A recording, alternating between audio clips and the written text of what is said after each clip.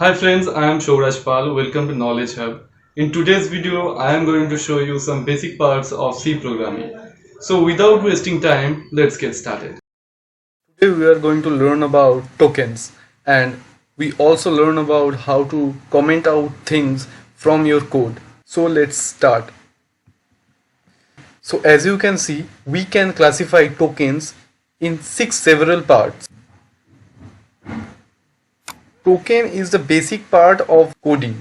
Actually, we can say that token is the smallest part of your code. Whatever we write in our code, that is a part of token. Every syntax is a part of token.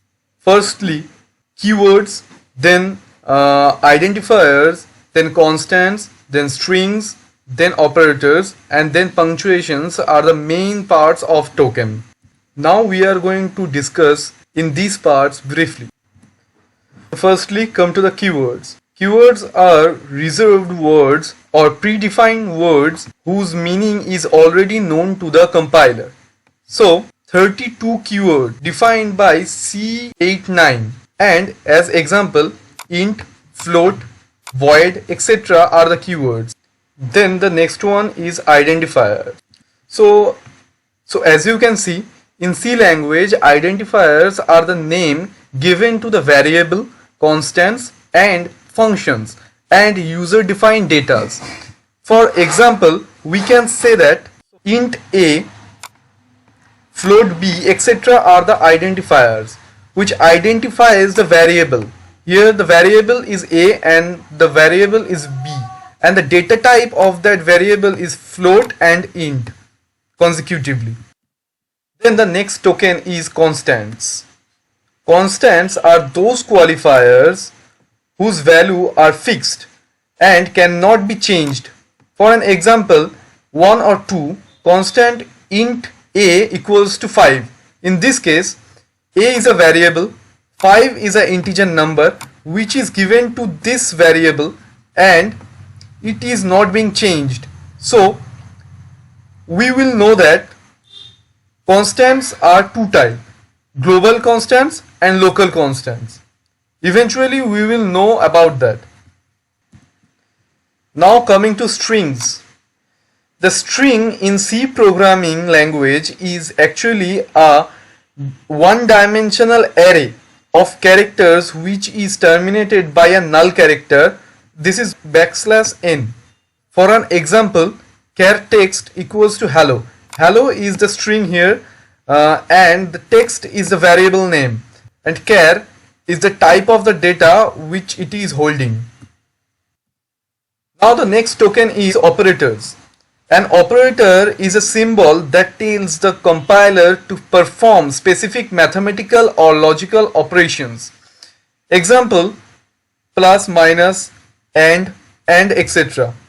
Here AND is a Boolean operator and plus and minus is arithmetic operators.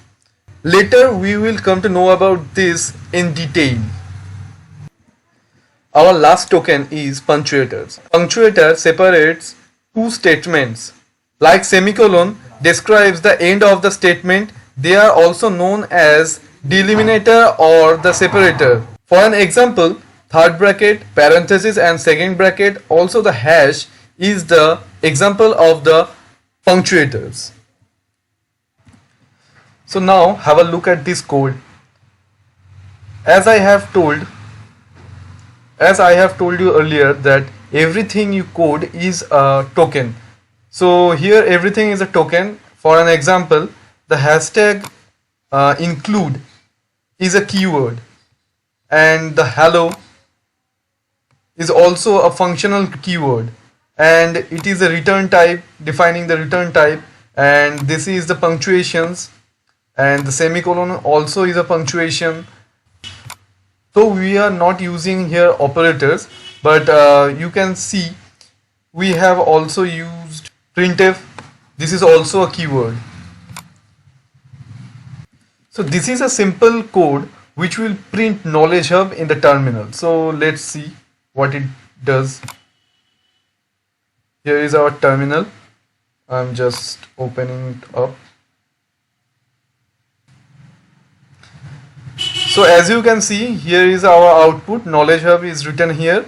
So it is giving us the output. So if we write something else here now, like I am Shouraj, then what will happen? Let's run it.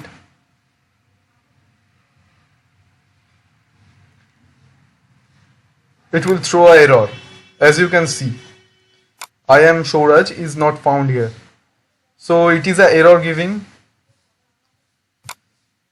So now if we need to say something in between our code, we just need to comment it up. So you just select your text and control and backslash. So now as you can see, the text has been commented out. Now it will have no activity in your code. So after this, I'm going to run this. So it is being run. So as you can see, it is giving me the output knowledge hub without any error, because now the text is commented out. So it has no presence in our code. So why we do comment? So why we need to comment things in our code? Because sometimes we need to give a remark to our code or specify the work of that specific code block. So that's why we give comments to our code to specify the work of that and to make it more neat and clean. So this was for the one-liner comment. If you want to do multi-liner comment, you need to do just one thing, one backslash and then a star, and just comment your thing.